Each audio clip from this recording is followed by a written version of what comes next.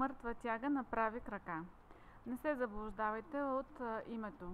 Де факто краката ни не са прави, а са леко сгънати в колената.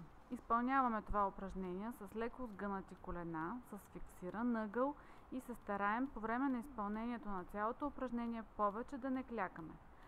Защото в началния стадий, когато започваме да се спускаме надолу, се разтяга задно бедро и едва на по-късен етап започва да работи и дупето. При условие обаче, че държим през цялото време кръста стегнат и таза назад.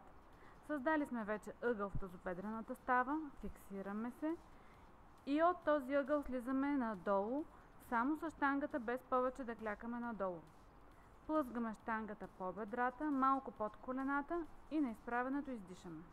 Гледаме напред и нагоре.